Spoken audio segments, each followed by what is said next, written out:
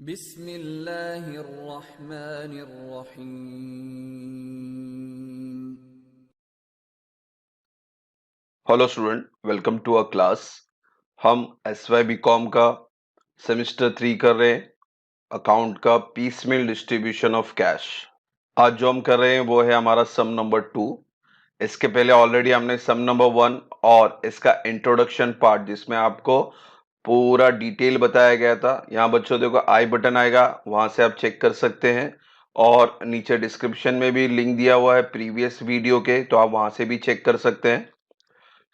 अब हम question 2 start करते हैं। क्वेश्चन 2 है आपका, यहाँ पे आपको देखो पार्टनर्स के नाम दिए हैं आलू, मटर एंड गोभी, और उनका रेशियो दिया गया है 3:1 और बैलेंस शीट दी गई है और आपका रियलाइजेशन का डिटेल दिया गया है। तो आपको पता ही है हमें पीस मिल में 3 पार्ट में सॉल्यूशन करने होते हैं। The first part is statement of excess capital, the second part is order of payment and the third part is statement of distribution. तो सबसे पहले आपको क्वेश्चन में देखना है कि कैपिटल के साथ रिजर्व वगैरह है कि नहीं है, क्योंकि आपको या तो कैपिटल लेना होता है या तो एडजस्टेड कैपिटल लेना होता है। कैपिटल, अकेला कैपिटल दिया तो कैपिटल, एडजस्टेड कैपिटल कब आएगा? जब पार्टनर्स के लिए कोई रिजर्व या रिजर्व फंड या जनरल रिजर्व का डिटेल हो। तो हमें रिजर्व फंड को इनके रेशियो में 3:1 में डिस्ट्रीब्यूट करके इनके कैपिटल में ऐड करना है, and from that we will find out the adjusted capital. और हमारे सम में जो होगा फिर वो एडजस्टेड कैपिटल से हम सम स्टार्ट करेंगे। तो बैलेंस शीट में हमें कैपिटल रिजर्व देखना है, लायबिलिटीज देखनी है कितनी लायबिलिटीज है, और उसके बाद एसेट्स में सिर्फ आपको कैश के बारे में देखना है कि कैश कितना बैलेंस दिया हुआ है। तो कैश यहाँ पे 11,000 है, लायबिलिटी है बैंक लोन और क्रेडिटर। तो सबसे पहले बच्चों आपको एडजस्टेड कैपिटल बनाना है, रिजर्व को इनके अंदर डिस्ट्रीब्यूट यानी ऐड करके फिर आपको एडजस्टेड कैपिटल बनाना है। तो यहाँ पे रिजर्व दिया हुआ है 30,000, तो सबसे पहले हम क्या करेंगे, 30,000 को इनके टोटल रेशियो से डिवाइड कर लेते हैं। आपका टोटल रेशियो बनता है 6, 3 + 2 + 1। तो 30,000 को आप डिवाइड बाय 6 करते हैं तो इट कम्स टू 5,000। तो अब क्या करेंगे, आलू मटर गोभी को ये 5,000 हम डिस्ट्रीब्यूट करेंगे इनके रेशियो में। तो आलू का रेशियो है 3, तो 5,000 इंटू 3, एंड मटर का रेशियो है 2, तो 5,000 इंटू 2, दैट कम्स टू 10,000। और गोभी का रेशियो था 1, तो 5,000 इंटू 1, दैट कम्स टू 5,000। तो ये 30,000 का बाइफिकेशन है। अब क्या करेंगे, ये रिजर्व इनके रिस्पेक्टिव कैपिटल में ऐड कर देंगे, तो बन जाएगा आपका एडजस्टेड कैपिटल। तो आलू का कैपिटल है 80,000, तो 80,000 प्लस 15,000 तो आ गया 95,000। फिर मटर का 60 है कैपिटल और 10 है रिजर्व, तो दोनों प्लस करेंगे, it comes to 70। Same for गोभी, 50 प्लस 5, दैट कम्स टू 55। और ये बन गया आपका एडजस्टेड कैपिटल। तो आपके सम के अंदर जो भी कैलकुलेशन होगा कैपिटल का, तो वो ये 95, 70 और 55 से होगा। अब बच्चों रियलाइजेशन कभी कभी आपको डायरेक्टली देता है, मगर यही सम में आपको रियलाइजेशन के साथ एक्सपेंस भी दिया हुआ है। तो रियलाइजेशन यानी हमारे पास जो पैसा आ रहा है वो, और उसके ऊपर एक्सपेंस। तो बच्चों आपका जो 31 जुलाई को फर्स्ट रियलाइजेशन होगा, इट कम्स टू 80,000। तो 85 में से 5 माइनस करेंगे, क्योंकि रियलाइजेशन पैसा आ रहा है 85 और उस पर खर्चा हुआ 5,000, तो आपका बैलेंस कितना बचा, 80,000। तो सेम वे 31 अगस्त यानी सेकेंड रियलाइजेशन में वही करेंगे। 1,13,000 में 3 माइनस किए तो 1,10,000 हुआ। और थर्ड रियलाइजेशन जो 30 सितंबर को हुआ है, 187 माइनस 7, दैट कम्स टू 1,80,000। तो क्वेश्चन सिंपल ही रहता है इसका, आपको सिर्फ कैपिटल रिजर्व देखने हैं, लाइबिलिटीज देखनी है और कैश देखना है, और उसके बाद आपके पास पैसा कैसे ऑर्डर में आ रहा है वो आपको चेक करना है। तो अब चलते हैं सॉल्यूशन की तरफ। तो सॉल्यूशन में सबसे पहले हम बनाएंगे स्टेटमेंट ऑफ एक्सेस कैपिटल। तो स्टेटमेंट ऑफ एक्सेस कैपिटल का फॉर्मेट सेम ही है, आपको सिर्फ पार्टनर्स के नाम बदलते रहने हैं। और इसके अंदर मैंने आपको स्टेप बताए थे, 11 स्टेप है, तो उसको अच्छी तरह से आपको याद करने हैं। तो पहला स्टेप क्या होता है आपका बच्चों, प्रॉफिट शेयरिंग रेशियो जो क्वेश्चन में दिया रहता है, and it is given as 3:2:1।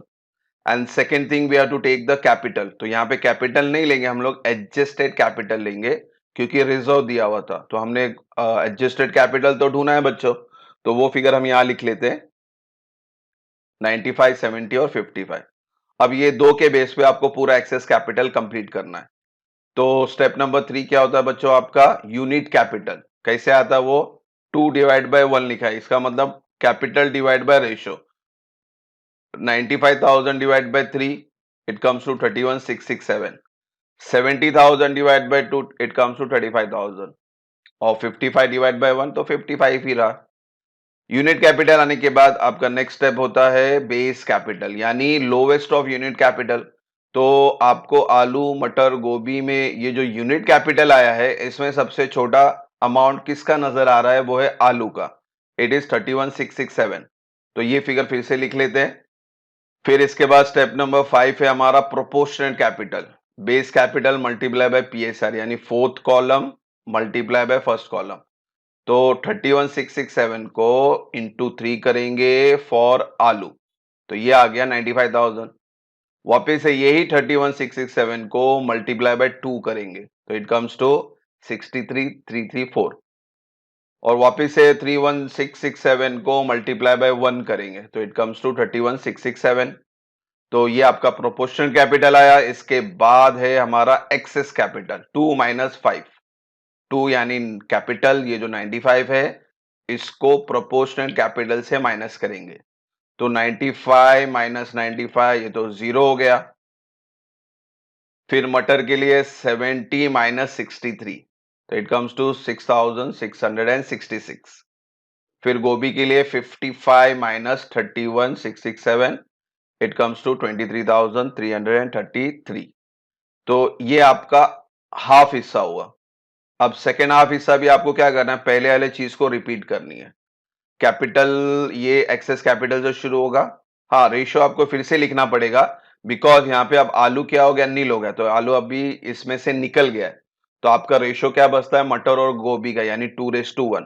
तो यहां लिख लेते हैं 7 number new profit sharing ratio 2:1, क्योंकि आलू अभी नील हो गया तो एंड तक वो नील ही रहेगा।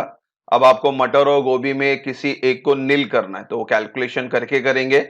तो न्यू प्रॉफिट शेयरिंग रेशियो आ गया। अब क्या करेंगे? यूनिट कैपिटल, तो यहां लिखते हैं new unit capital 6 divide by 7, यानी एक्सेस कैपिटल डिवाइड बाय इनका रेशियो। तो 6,666 को हम डिवाइड बाय 2 करेंगे, तो यह आता है 3,333। वापिस से 23,000 को 1 से डिवाइड करें तो सेम ही फिगर रहा आपका। और फिर अब बच्चों नेक्स्ट है यूनिट कैपिटल के बाद हम बेस कैपिटल निकालते हैं, तो यहां पे भी निकाल लेंगे न्यू बेस कैपिटल। ये क्या रहता है? हमेशा लोवेस्ट रहता है। तो अब ये दोनों में लोवेस्ट कौन है? 3,000 वाला लोवेस्ट है, तो आपको मटर कॉलम में लिखना है 3,333। फिर आपका सेकेंड लास्ट स्टेप है आपका, यहाँ पे क्या था? प्रोपोर्शनल कैपिटल, तो यहां लिख लेते हैं न्यू प्रोपोर्शनल कैपिटल। यानी ये जो बेस कैपिटल आया आपका, जो लोवेस्ट आया है, इसको सबके रेशो से मल्टीप्लाई करेंगे। सबका रेशो मतलब जो बच गया, मटर और गोभी बच गया ना, तो इनको इससे मल्टीप्लाई करेंगे। तो 3,000 को 2 से मल्टीप्लाई किए तो 666 आया, और वापिस से 3,000 को 1 से मल्टीप्लाई किए तो 3,000 ही आया। तो इस तरह से न्यू प्रोपोर्शनल कैपिटल आ गया। अब लास्ट स्टेप है एक्सेस कैपिटल था यहाँ पे, तो यहाँ लिख लेते हैं न्यू एक्सेस कैपिटल, यानी फाइनल एक्सेस कैपिटल। तो 6 माइनस 10, यानी ये जो फिगर आया है 666 को वापस से एक्सेस कैपिटल से माइनस करेंगे। ये 6 कॉलम है और ये आपका 10th कॉलम है। तो अगर इसको इससे माइनस के तो सेम यानी नील आ जाएगा आपका। और फिर 23,3 को माइनस करेंगे 3,333 से, तो ये आ गया आपका 20,000। तो इस तरह से आपने स्टेटमेंट ऑफ एक्सेस कैपिटल बनाया। ये बनाने का मकसद है, ये लास्ट कॉलम और सेकंड लास्ट कॉलम हमारे लिए इंपॉर्टेंट होता है। सम नंबर 1 में भी बताया था मैंने आपको, और इंट्रोडक्शन में भी बताया था कि स्टेटमेंट ऑफ एक्सेस कैपिटल में आपको लास्ट और सेकंड लास्ट कॉलम का पेमेंट करना है। यानी गोभी को सबसे पहले 20,000 देंगे। 20,000 देने के बाद अगर आपके कंपनी में पैसा बच रहा है तो मटर और गोभी को आप 66 और 33 प्लस करके यानी ये 9,999 बनता है। तो आपका सेकंड पेमेंट होगा मटर और गोभी को 66 और 33 के हिसाब से। तो स्टेटमेंट ऑफ एक्सेस कैपिटल हम इसीलिए बनाते हैं लास्ट और सेकंड लास्ट के फिगर के लिए। तो हमारा statement of excess capital complete हुआ। अब चलते हैं हमारा सेकेंड पार्ट में, ऑर्डर ऑफ पेमेंट में, यानी आप किसको पेमेंट पहला करने वाले हो। तो बच्चों सबसे पहले तो हमको आउटसाइडर को पेमेंट करना होता है, क्योंकि कंपनी बंद हो गई है, तो सबसे पहले आउटसाइडर को हमारा जो लोन है उसको रीपेमेंट करना है आपको। तो आपके क्वेश्चन में आपको देखना पड़ेगा कि आपकी लाइबिलिटीज पहला कितनी है। तो मैंने आपको सम के दौरान ही बताया था हमारे पास दो लाइबिलिटी है, बैंक लोन और क्रेडिटर। और इसके अंदर भी सबसे पहले किसको देना है वो प्रायोरिटी आपको मालूम होनी चाहिए। अब बैंक लोन को देना जरूरी है, सबसे पहले क्रेडिटर को देना जरूरी है। देना तो दोनों को ही है, मगर पहला किसको देंगे तो प्रायोरिटी वाइज देखेंगे तो बैंक लोन जरूरी है आपको पहला पेमेंट करने के लिए। तो ऑर्डर ऑफ पेमेंट में हम लिखेंगे ए लाइबिलिटी, सबसे पहले बैंक लोन देंगे आप 30,000 जो क्वेश्चन में दिया है वही लिखना है आपको। फिर क्रेडिटर 1.5 लाख है वो भी लिख लेते हैं। तो लाइबिलिटीज मुकम्मल हुई। अब आपको पार्टनर्स को पेमेंट देना है। तो बी पार्ट पार्टनर्स का बनाएंगे। तो पार्टनर्स को पेमेंट कैसा देंगे, स्टेटमेंट ऑफ एक्सेस कैपिटल से, जो हमने पहले बनाया था। दिखा दूं यहाँ पे, देखो ये हमने बनाया था ना। तो इसमें जो लास्ट और सेकंड लास्ट है वो पेमेंट करना है। तो आपका बी पार्ट बनता है पार्टनर्स कैपिटल को पेमेंट करना है। तो सबसे पहले बच्चों कौन है हमारा 20,000 गोभी के कॉलम में। तो यहां लिख लेते हैं पे टू गोभी 20,000। ये देने के बाद पैसा बच गया तो मटर और गोभी को हम देंगे इनके हिसाब से। तो सेकेंड आपको लिखना है नेक्स्ट पे टू मटर एंड गोभी 9,999। कैसे आया वो, इन दोनों को प्लस करके। और उनका रेशो क्या था 2:1। अब बच्चों जब ये भी आप पेमेंट कर दोगे और अभी भी पैसा बच गया आपके पास, तो फिर आपका लास्ट स्टेप रहता है balance remaining to all partner in their profit sharing ratio, जो दिया था 3:1। यानी सब पेमेंट होने के बाद फिर भी कंपनी के पास पैसा बचता है, रिमेनिंग होता है पैसा। तो वो पैसा फिर आप सारे पार्टनर को देंगे उनके प्रॉफिट रेशियो के हिसाब से। तो ये जो ऑर्डर ऑफ पेमेंट है इसके हिसाब से आपको अब पूरा सम सॉल्व करना है। ठीक है बच्चों। तो सबसे पहले हम लाइबिलिटीज पेड करेंगे, फिर पार्टनर्स पेड करेंगे। तो हमारा सेकेंड पार्ट कंप्लीट हो ऑर्डर ऑफ पेमेंट। अब चलते हैं थर्ड पार्ट की तरफ, स्टेटमेंट ऑफ डिस्ट्रीब्यूशन, जिसमें सबसे पहले आपको लाइबिलिटीज को पेड करना है। तो लाइबिलिटीज तो मैंने आपको दो बताई थी। कितनी लाइबिलिटी थी, बैंक लोन और क्रेडिटर, 30,000 और 1.5 लाख। तो अभी कॉलम में लिख लेते हैं date column liabilities. Cash column हमेशा कंपलसरी एक एक्स्ट्रा बना के रखना है कि इसी कैश कॉलम से आपको सारे पेमेंट करने होते हैं। तो कैश कॉलम आपको मैंने क्वेश्चन में बताया था, बैलेंस शीट में आपका कैश का बैलेंस दिया हुआ था 11,000, तो वो लिख लेते हैं। और लाइबिलिटी जो 30,000 है वो, और क्रेडिटर जो 1.5 लाख है वो। तो अब पेमेंट शुरू करते हैं। आपके पास पैसा है 11,000 रुपया, ये समझो आपका पॉकेट है। तो अपने पॉकेट में 11,000 रुपया है, तो आप पेमेंट करना चालू करें। मगर सबसे पहले किसको देना है, आपको बैंक लोन को देना है। तो यहां लिख लेते हैं less paid to bank loan 11,000, cash column में भी लिखना है और बैंक कॉलम में भी लिखना है। क्रेडिटर को कुछ नहीं दिया, डैश मार देते हैं। अब इनका कैलकुलेशन कर लेते हैं, लेस करने को कहा है तो बैलेंस निकाल लेते हैं। 11 में से 11 गया तो नील हो गया ये, और 30 में से 11 गया तो 19, और क्रेडिटर को तो हमने कुछ दिया ही नहीं तो 1.5 लाख ही रहा ये। अब बच्चों आपके पास पैसा खत्म हो गया। तो अब हम देखेंगे अपना रियलाइजेशन की तरफ चलते हैं। तो आपके क्वेश्चन में देखो रियलाइजेशन दिया था, क्वेश्चन के बॉटम में हमेशा रहता है। यहाँ पे अभी रियलाइजेशन में थोड़ा कैलकुलेशन है, सब में बताया था मैंने आपको। तो 31 जुलाई को यानी फर्स्ट रियलाइजेशन को आपको लिखना है 85 माइनस 5, दैट कम्स टू 80,000। पैसा 85 आ रहा है और उस पर खर्चा 5 हुआ, यानी मेरे हाथ में तो 80,000 रुपया ही आया। तो यहां पे लिख लेते हैं डेट के हिसाब से 31 जुलाई रियलाइजेशन 80,000। अब अपने पॉकेट में पैसा आ गया तो आप पेमेंट शुरू करते हैं। बैंक लोन को कितना देना है 19, और क्रेडिटर को तो 1.5 लाख, यानी पैसा तो 80 है। तो 80 में से पहला 19 बैंक लोन को दे देंगे, अगर कुछ पैसा बचता है तो फिर क्रेडिटर को देंगे। तो यहां लिख लेते हैं less paid to bank loan and creditor. पूरा पैसा निकल जाएगा 80 में से 80,000 में से बैंक लोन को 19 दिया है, तो 80 में से 19 निकाल दे तो बच्चों 61 बचता है। तो 61 हम अब क्रेडिटर को भी दे सकते हैं। तो अब कैलकुलेशन का टोटल कर लेते हैं, बैलेंस निकालते हैं। 80 में से 80 गया, 0 बचा। 19 में से 19 गया, ये भी नील हो गया। 1.5 लाख में से आपने 61 दिया, यानी अभी 89,000 अभी भी क्रेडिटर को देना बाकी है। और बच्चों आपका पैसा हो गया नील, तो आप क्या करेंगे, सेकेंड रियलाइजेशन में जाएंगे। सेकेंड रियलाइजेशन 31 अगस्त को है 1,10,000, है ना, 3,000 माइनस करने के बाद। तो यहां हम लिख लेते हैं 31 अगस्त को सेकेंड रियलाइजेशन 1,10,000 डायरेक्ट लिखना है आपको। अब बच्चों पॉकेट में पैसा है तो अब पेमेंट शुरू करते हैं। तो पेमेंट में हमारे पास अभी सिर्फ क्रेडिटर बचा है 89,000 का, और ज्यादा पैसा है तो डायरेक्टली हम लिख सकते हैं यहाँ पे less paid to creditor 89, cash column में भी लिखें और क्रेडिट कॉलम में भी लिखें। तो क्रेडिटर तो नील हो गया, मगर कैश अभी भी बचा है मेरे पास। कितना बचा है? 21,000। तो ये आपका लायबिलिटी का हिस्सा मुकम्मल हुआ। तो पूरी लायबिलिटी खत्म होने के बाद तो आपके पास कैश बैलेंस 21,000 का बच गया है। तो इसे हम बोलते हैं बैलेंस कैरिड डाउन। अब इसी बैलेंस से 21,000 से आप अपना ऑर्डर ऑफ पेमेंट का दूसरा हिस्सा जो पार्टनर्स को देना है वहां हम शुरू करेंगे 21,000 से। तो आपका लाइबिलिटी हिस्सा मुकम्मल हुआ। अब चलते हैं हमारा सेकेंड पार्ट में, यानी बी पार्ट में, जो आप पार्टनर्स को पेमेंट करने वाले हो। तो सबसे पहले तो बैलेंस ले लेते हैं, हेडिंग लिख लेते हैं। Date, partners capital, cash column हमेशा कंपलसरी बनाना है। फिर हमारे पास 3 पार्टनर थे, तीनों पार्टनर्स का पहले कैपिटल लिखेंगे और कैश बैलेंस लिखेंगे। कैपिटल कौन सा लिखेंगे बच्चों? एडजस्टेड कैपिटल लिखेंगे आप, जो रिजर्व प्लस करने के बाद आया।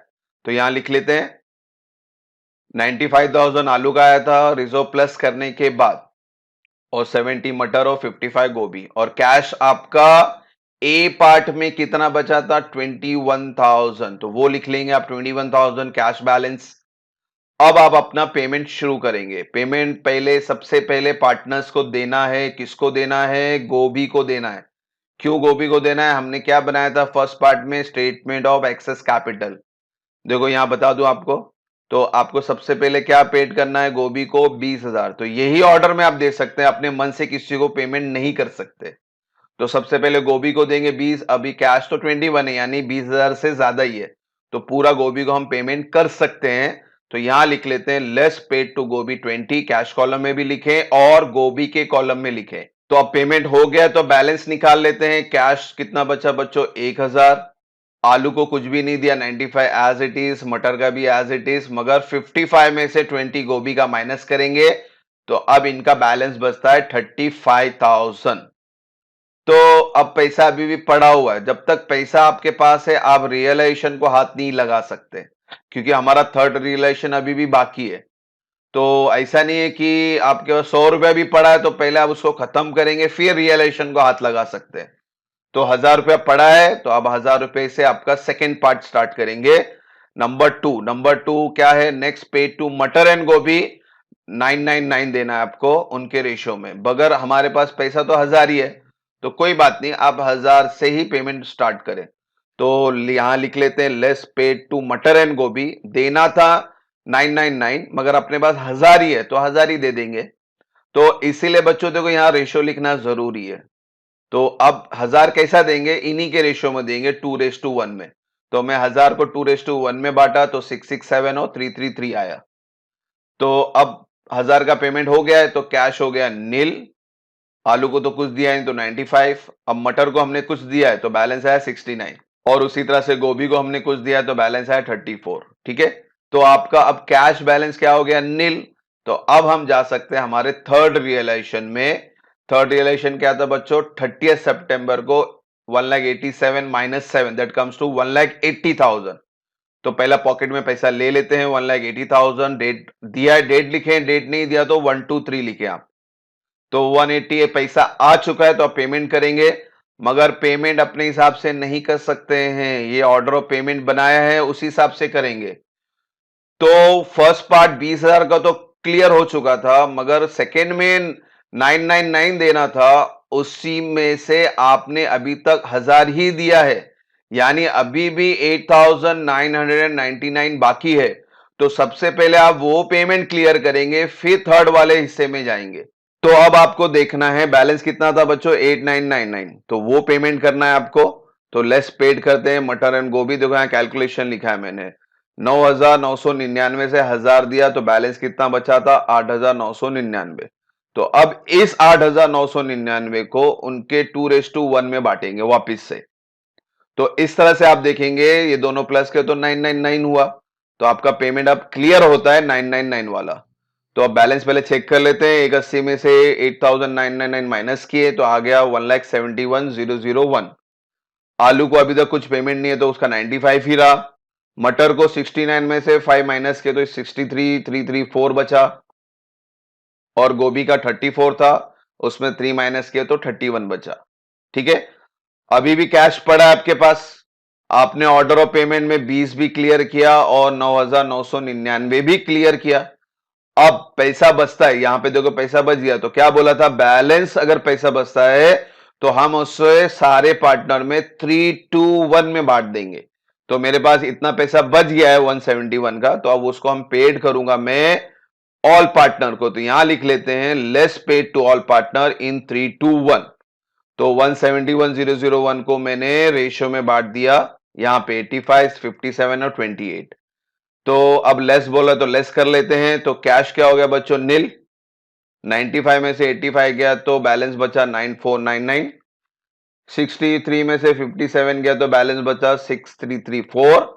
और गोभी का 31 में से 28 माइनस किया तो बैलेंस बचा 3167। अब कैश क्या हो गया बच्चों, नील हो गया, खत्म हो गया, यानी और रियलाइजेशन भी नहीं है, तो आपका सम यहां खत्म होता है। अब इस बैलेंस को आपको नाम देना है, तो मैंने स्टार्टिंग में बताया था, आपको फिर से रिपीट कर रहा हूं। देखो डिसोल्यूशन में एक्चुअल आपको पेमेंट जो कैपिटल है वो करना होता है। तो आपका एक्चुअल जो कैपिटल था वो 95, 70, 55। तो ये आपने थोड़ा थोड़ा थोड़ा पेमेंट करते गए, तो आपका अभी भी पेमेंट बाकी है 9,000, 6,000 और 3,000 का, यानी अभी तक आपने पूरा कैपिटल क्लियर नहीं किया। तो आपने अगर कैपिटल क्लियर नहीं किया है तो यहां पे आप लिखना पड़ेगा अनपेड बैलेंस, यानी अभी भी पूरे कैपिटल पेड नहीं हुए। और बच्चों अगर ये फिगर नेगेटिव आता, सपोज 95 आलू को देना था और यहां पे अगर रेशो वगैरह करते तो 1 लाख हो जाता, सपोज यहां पे आप 1 लाख लिखते, तो यानी 1 लाख ज्यादा हो रहा है, यानी 5,000 नेगेटिव में आंसर आता। तो जब आंसर नेगेटिव आ जाए तो यहां पे वर्ड लिखना है आपको सरप्लस बैलेंस। ठीक है, तो ये आंसर पॉजिटिव रहा, यानी पूरा कैपिटल अभी तक पेड नहीं हो रहा है, तो इसलिए ये लिखा है हमने अनपेड बैलेंस।